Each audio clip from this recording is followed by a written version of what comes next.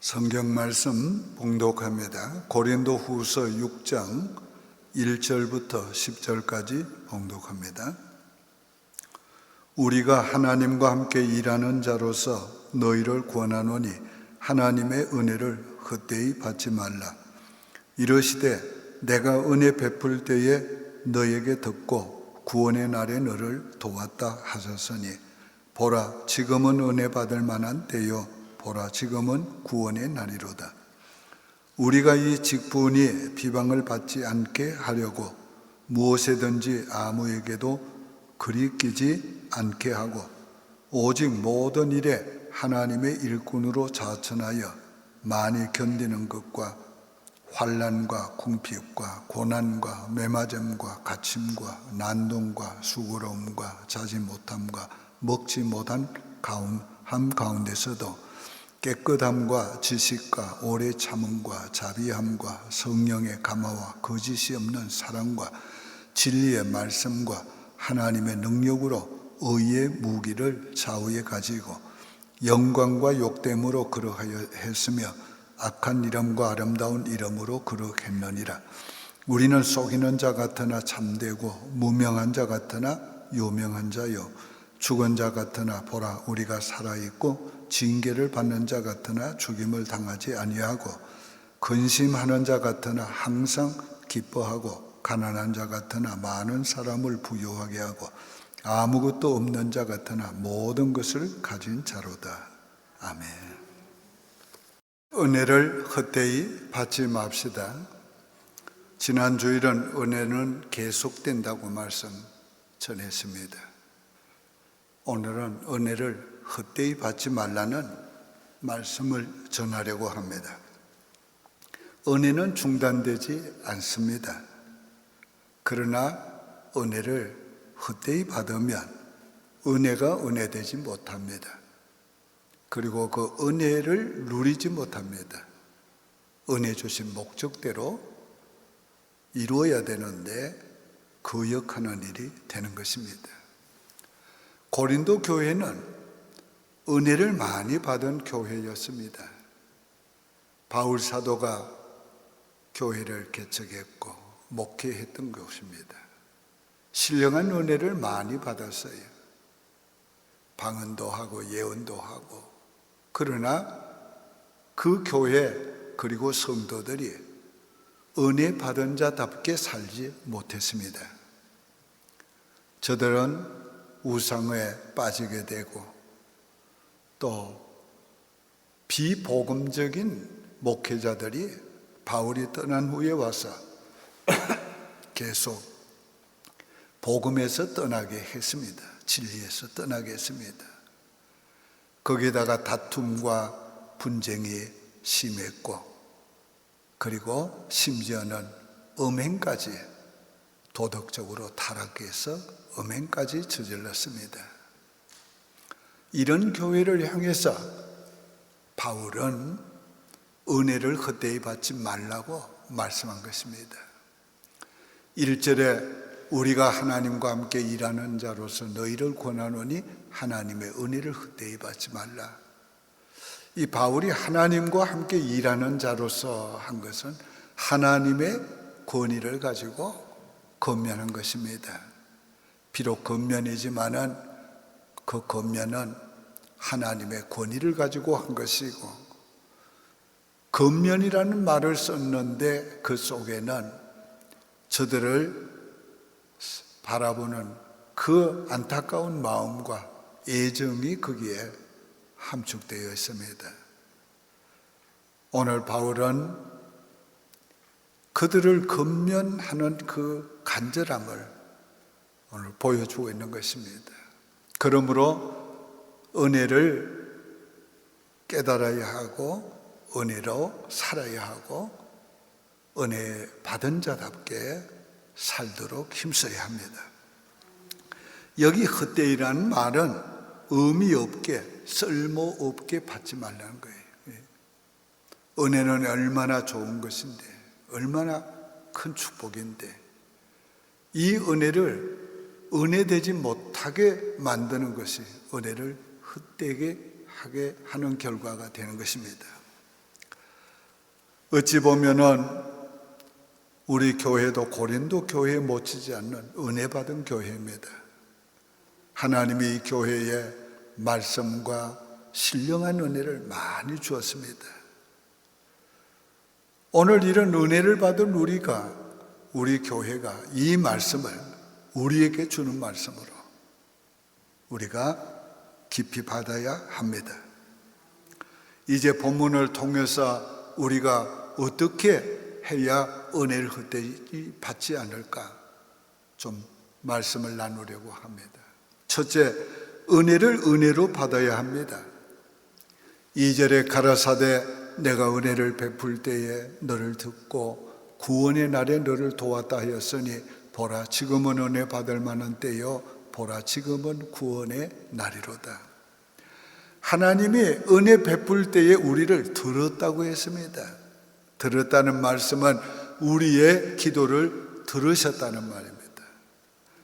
들었다는 말은 우리 기도를 들으시고 도와주었다는 말입니다. 그래서 은혜 베풀 때에 도와주었다 그 말씀을 하고 있어요. 오늘 우리가 하나님께서 우리의 기도를 들어주신 거 얼마나 놀라운 일이에요. 우리를 도와주신 은혜가 얼마나 놀라운 일입니까? 우리가 금년 한 해도 개인적으로 우리에게 베푸신 하나님의 은혜를 우리가 알아야 합니다. 이 어려운 시대에 건강을 지켜주시고 이 어려운 시대에 우리의 삶에 필요한 것을 공급해 주시고 이 어려운 시대에도 우리로 하여금 우리가 하나님을 섬기고 하나님을 위해서 하는 모든 일을 계속할 수 있도록 은혜 주셔서요 영적 생활에 은혜를 베풀어 주었습니다. 이 교회적으로도 하나님의 은혜 주신 것을 알아야 합니다. 우리가 이때에 얼마나 영적 생활을 교인들로 하여금 하게 하는 것이 어렵습니까?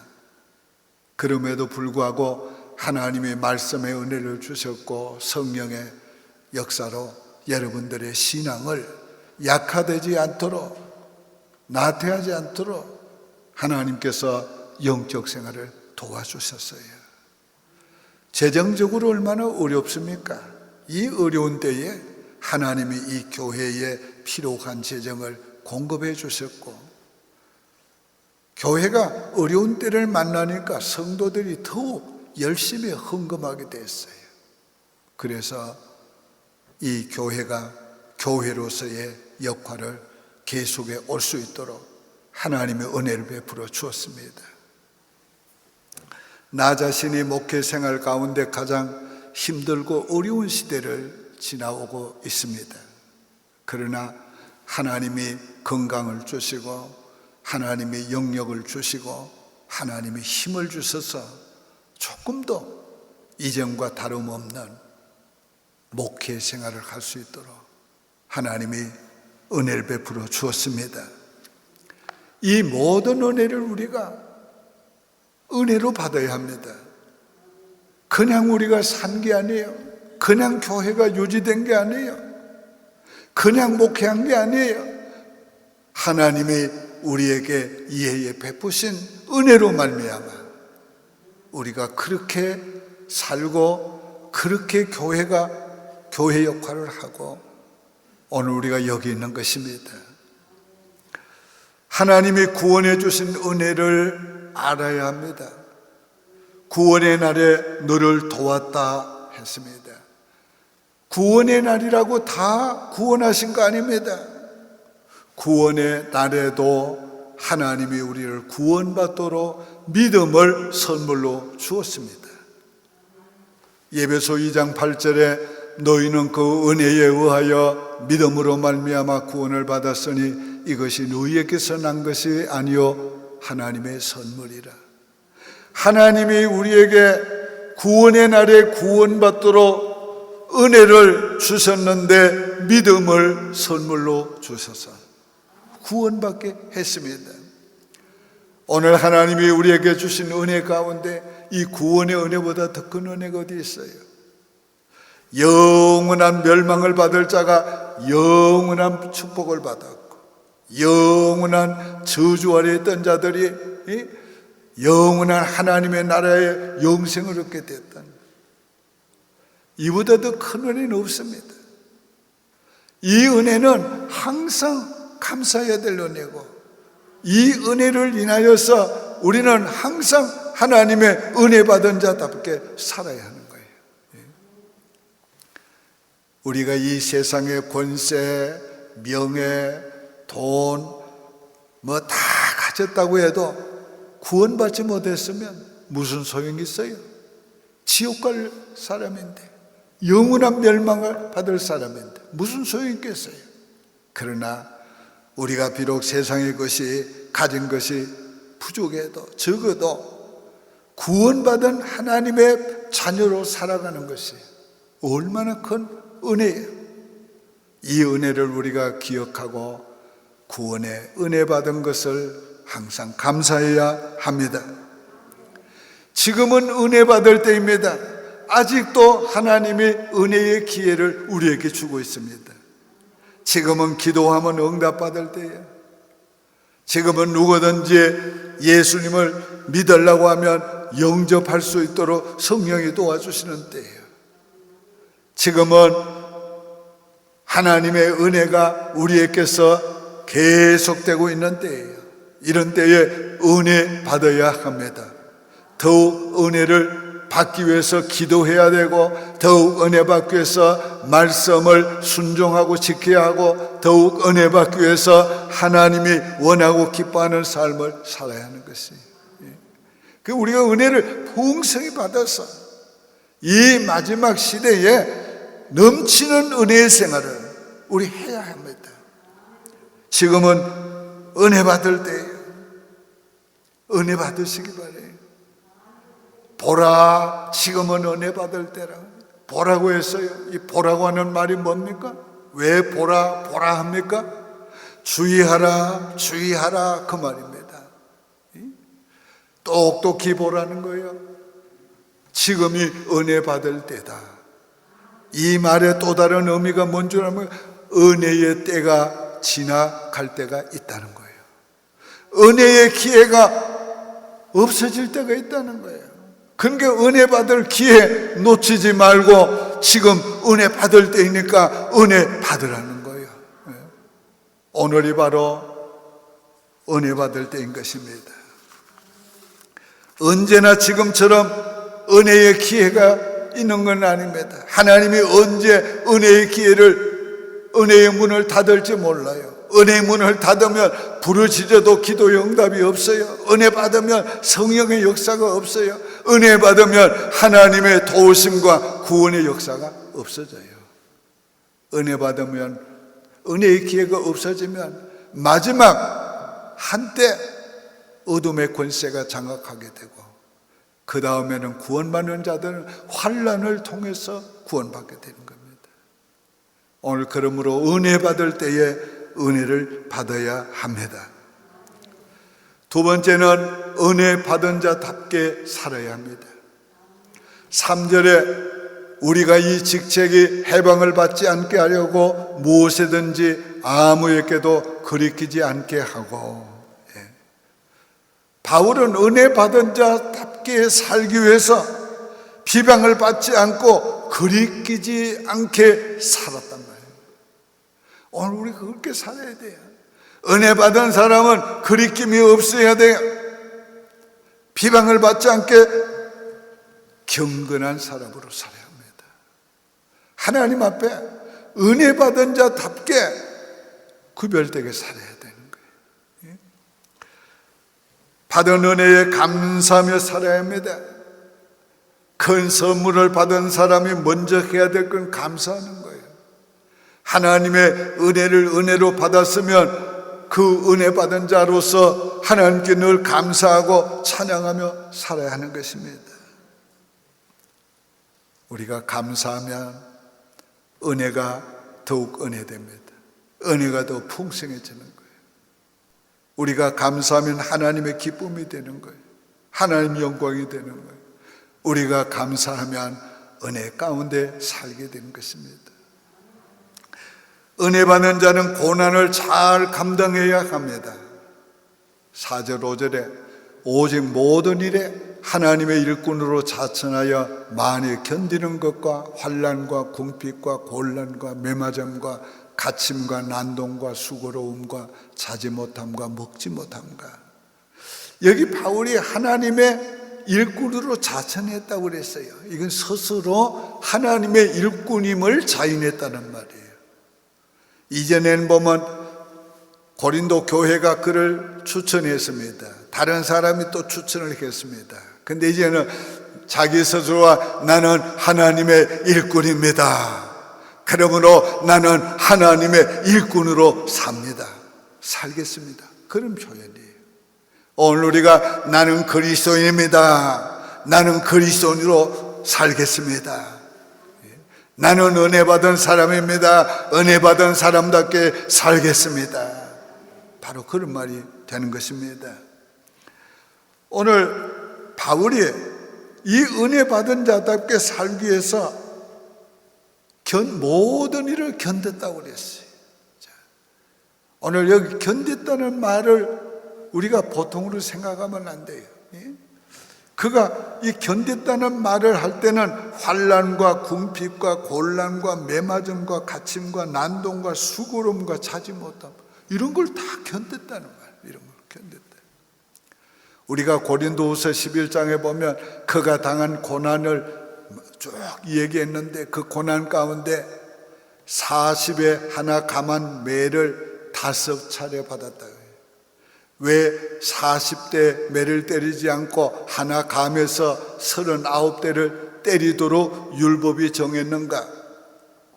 그 채찍은요, 가죽에다가 쇠를 단 채찍이에요. 그 채찍을 40대 맞으면 죽을 위험이 있기 때문에 죽지 않게 하려고 한 대를 감해서 39대를 때리게 했어요. 그런 매를 5번이나 맞았다고 그랬어요. 그 매를 한 번 맞을 때마다 여러분 옷이 찢어지고 살이 찢어지는 그런 고통이에요. 그런 거를 견뎠단 말이에요. 왜? 은혜 받은 자답게 살라고. 오늘 우리가 어려움을 좀 견뎌야 돼요. 참아야 돼요. 감당해야 돼요. 이겨야 되는 거예요. 그게 은혜 받은 자의 삶이 되는 것입니다. 오늘 우리가 어떻습니까? 우리가 좀 참을성이 더 있어야 되겠어요. 우리 매 맞고 욕 먹고는 고사하고 조그마한 일만 들어도 참지 못해가지고 우리 좀 그러잖아요. 좀 참아야. 좀 참읍시다. 견딥시다. 코로나 바이러스 좀 견디해요. 견디해요. 나는 이제 이거 일상적인 감기와 같이 살아야 될 걸로 생각합니다. 백신이 나와도 해마다 감기 백신을 맞듯이 오늘 이 코로나는 앞으로 우리가 감당해야 될 또 하나의 문제인 것입니다. 이런 걸 잘 견디고 이겨가야지. 이런 걸 못 견뎌하고 이런 것 때문에 움츠리고 이런 것 때문에 오늘 우리의 삶이 위축되거나 우리의 하는 일이 위축돼서는 안 되는 것입니다. 잘 견디시기 바랍니다. 우리가 믿는 기독교는 십자가의 종교입니다. 십자가의 은혜를 받은 사람은 십자가의 남은 고난을 짊어지고 가야 되는 겁니다. 오늘 우리가 주님께 은혜를 받으면 받을수록 주님을 위해 살기 위해서 고난도 받아야 되는 거예요. 어떤 어려움도 우리가 감내해 가야 하는 것입니다. 과연 오늘 우리가 그렇게 하고 있는가? 우리가 좀 생각해야 합니다. 저 자신이 이 말씀을 준비하면서 좀 마음에 그리낌이 있어요. 목사가 되기 위해서 출발할 때는 정말 주님을 위해서 살고 주님을 위해서 죽을 각오를 했습니다. 그때는 주님을 위해서 고난받는 것을 오히려 더 위해서 기도하고 주님을 위해서 순교하겠다고 기도했습니다. 그러기를 원해서 기도했어요. 그런데 오늘날 세월이 지나면서 점점 주님을 위해서 고난받는 것보다가 주님을 통해서 영광받는 것을 더 추구하게 됐단 말이에요. 평안을 더 추구하게 되고 행복을 더 추구하게 됐습니다. 이런 나 자신이 참으로 하나님 앞에서 너무 부끄러운 것이, 오늘 우리가 다 주님을 위해서 은혜 받았으니까 고난도 받아야 합니다. 어려움을 참고 견디며 이겨가야 합니다. 이보다 더 큰 어려움, 감옥에 들어가고 그랬는데 좀 집에서 좀 있다고 좀 활동을 마음대로 못한다고 오늘 우리가 그걸 감내하지 못해서는 안 되는 것입니다. 우리 세대는 또 그렇다 치고 우리 세대는 그래도 힘들고 어려워도 참고 견디는 게 좀 있습니다. 그리고 어려워도 주님을 섬기고 기도하고 헌신하고 헌금하고 이런 수고 헌신을 많이 합니다. 그러나 다음 세대를 생각하면 마음이 참 무겁습니다. 우리 다음 세대들은 우리보다도 인생은 좀 더 멋지게 삽니다. 좀 더 신사적입니다. 그런데 조금만 어려우면 도망갑니다. 조금만 어려우면 내려놓습니다. 오늘날 저들은 교회를 위해서 주님을 위해서 눈물로 기도하지 않습니다. 땀 흘려 헌신하지 않습니다. 열심히 헌금하지 않습니다. 다음 세대가 어떻게 될까요?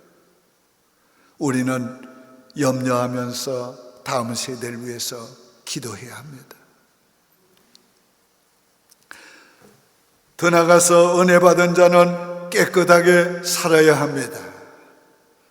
6절 7절에 깨끗함과 지식과 오래 참음과 자비함과 성령의 감화와 거짓 없는 사랑과 진리의 말씀과 하나님의 능력 안에 있어 의의 병기로 좌우되고. 자, 하나님 앞에서 어려워도 깨끗하게 살아야 돼요. 추하게 살면 안 된다. 어려워도 구별된 자로 살아야 된다. 왜? 은혜 받은 자이니까. 은혜 받은 자이니까 우리는 깨끗하게 살기 위해서 마음도 몸도 오늘 깨끗하게 해야 합니다. 물질 생활도 깨끗하게 해야 합니다. 오늘 우리의 삶이 보다 더 깨끗하게 살아야 하는 것입니다. 은혜 받은 자는 성경 지식을 따라 살아야 합니다. 은혜 받은 자는 자기 생각대로 마음대로 살아서는 안 되는 것입니다. 은혜 받은 자는 자비를 베풀어야 합니다. 간용해야 합니다. 사랑을 가지고 살아야 하는 것입니다. 성령의 감화와 능력으로 살아야 합니다. 우리가 깨끗하게 살려고 하고 우리가 참으려고 하고 모든 걸 다 하려고 하지만 우리 힘으로는 역부족입니다. 그래서 성령의 감화와 능력으로 살아야 합니다. 더욱 성령의 충만을 구해야 되고 성령의 능력을 더 의지해야 되고 성령의 힘으로 살아야 되는 거예요. 그래야 우리가 은혜 받은 자답게 살 수가 있게 되는 것입니다. 마지막 세 번째로 은혜 받은 자답게 살면 은혜가 우리를 위대하게 만들어 줍니다. 8절에 영광과 욕됨으로 말미암으며 악한 이름과 아름다운 이름으로 말미암으며 속이는 자 같으나 참되고, 여기 매우 역설적인 말을 합니다. 욕된 것 같으나 영광스럽고. 오늘 세상 사람들이 자꾸 욕한단 말이야. 그러나 하나님이 은혜 받은 자답게 살면 영광스럽게 만들어 주는 것입니다. 세상 사람들은 비방하고 아주 추하게 만들지만 하나님이 우리의 이름을 아름답게 만들어 주는 겁니다. 저는 크리스찬이야. 저는 참 믿는 사람이야. 저는 하나님의 사람이야. 속이는 자 같으나 진실한 자로 하나님이 드러내는 거예요. 세상 사람들은 자꾸 거짓으로 속이는 자라고 비방하지만 하나님은 진실한 사람으로 하나님 세워주십니다. 얼마나 감사해요. 9절과 10절 봅니다. 무명한 자 같으나 유명한 자요, 죽은 자 같으나 보라, 우리가 살아있고 징계를 받는 자 같으나 죽임을 당하지 아니하고 근심하는 자 같으나 항상 기뻐하고. 여러분, 우리가 은혜 받은 자답게 살다 보면 나도 모르게 유명해집니다. 무명한 자 같지만 나도 모르게 유명한 자가 되게 하세요. 어느 날 하나님이 날 이렇게 높여주셨구나, 하나님 날 이렇게 세워줬구나, 하나님이 유명한 자가 되게 하십니다. 죽는 자 같으나 죽지 않아요. 망하는 자 같으나 망하지 않아요. 살아있고 건재하게 만들어주는 거예요. 살아있게 만들어요. 건재하게 세워주신다는 말이에요. 오늘 이것이 우리 하나님께서 주시는 위대함입니다. 그뿐만 아니에요. 가난한 자, 아무것도 없는 가난한 자 같은데 다른 사람을 부유하게 도와주는 삶을 살게 해주신다. 남에게 꾸이지 않고 꾸어주는 자가 되고 남을 도와주고 세워주는 자가 되게 만들어 주시는 거예요. 아무것도 없는 자 같으나 모든 것을 가진 자로다. 할렐루야. 나는 이 말씀이 너무 내 가슴에 와닿습니다. 아무것도 없는 자 같으나 모든 것을 가진 자다. 정말 오랜 세월 목회하면서 살아왔지만은 아무것도 가진 것이 없어요. 그런데도 하나님이 마음을 부욕하게 하고 풍성하게 하시고 또 필요한 때는 공급해 주시고, 우리 하나님이 부유하시고 하늘 창고가 얼마나 풍성해서 필요할 때마다 때를 따라서 하늘 창고를 열어서 공급해 주신단 말이에요. 하나님이 그렇게 만들어요. 모든 것을 가진 자로다. 모든 것을. 제가 가끔씩 하나님 앞에 기도하다 보면 하나님, 이만하면 족합니다. 나를 위해서는 더 구할 것이 없습니다. 하나님, 이대로 살다가 주 앞에 서게 해주십시오. 정말 나를 위해서는 더 구할 게 별로 없어요. 늘 기도해도 교회를 위해서, 후손들을 위해서 기도하는 겁니다. 오늘 여러분 어때요? 하나님이 여러분에게 주신 은혜가 부족합니까? 하나님 앞에서 아무것도 없는 자 같으나 모든 것을 가진 자로다. 이 고백을 할 수 있기를 바랍니다. 이런 고백을 하며 살아야 돼요, 우리가. 인간적으로 보면 정말 그렇게 복받은 사람 같지 않은데 유명한 자가 되고 산자가 되고 남을 돕는 자가 되고 모든 것을 가진 자가 되도록 하나님이 그렇게 위대한 인생을 만들어주는 겁니다. 은혜 받은 자답게 살면은 모순과 같은 기적이 일어납니다. 이해할 수 없는 하나님의 놀라운 축복이 임합니다. 상식을 벗어나고 세상의 법칙을 벗어나고 초월하는 하나님의 위대한 역사가 우리 삶에 우리의 일에 일어나게 되는 것이에요. 하나님의 은혜 받은 자답게 살면 하나님이 우리 자신도 모르게 어느 순간에 위대한 사람을 만들어 주시고 위대한 삶을 살게 만들어 주십니다. 우리는 다 은혜 받은 사람입니다. 우리는 은혜 받은 자답게 살아야 될 사람입니다. 은혜 받은 자답게 살면 은혜가 은혜됩니다. 그 은혜를 누리게 됩니다. 그 은혜가 더하여지고 풍성해집니다. 그 은혜가 우리를 위대하게 만들어 줍니다. 믿습니까? 기도하겠습니다. 하나님 아버지, 감사합니다. 만 가지 은혜를 받았습니다. 영적인 은혜, 육신의 은혜, 우리 교회적인 은혜, 만 가지 은혜를 받았습니다. 이제는 은혜 받은 자답게 살기를 원하옵나이다. 아버지여, 은혜 받은 자답게 비방을 받지 아니하고 하나님이여, 이 세상에서 하나님의 사람답게 살고 하나님의 자녀답게 살기를 원합니다. 은혜 받은 자답게 하나님이여, 고난을 잘 이기며 살기를 원합니다. 감당하며 살기를 원합니다. 아버지, 고난 가운데서도 깨끗하게 살기를 원합니다. 아버지, 고난 가운데서도 하나님의 그 은혜 받은 자답게 기뻐하며 즐거워하며 감사하며 살기를 원합니다. 주여, 주여, 이렇게 은혜 받은 자답게 살기를 원하는 주의 백성들, 무명한 자 같으나 유명한 자가 되게 해 주시옵소서. 죽는 자 같으나 살아있는 자가 되게 하여 주옵소서. 없는 자 같으나 많은 사람을 부유하게 하는 자가 되게 도와주옵소서. 아무것도 없는 자 같으나 모든 것을 가진 자가 되게 도와주시옵소서.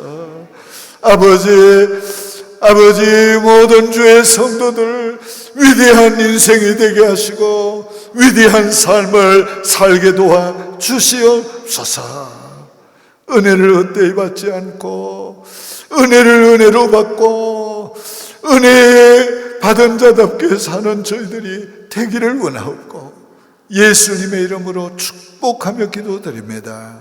아멘.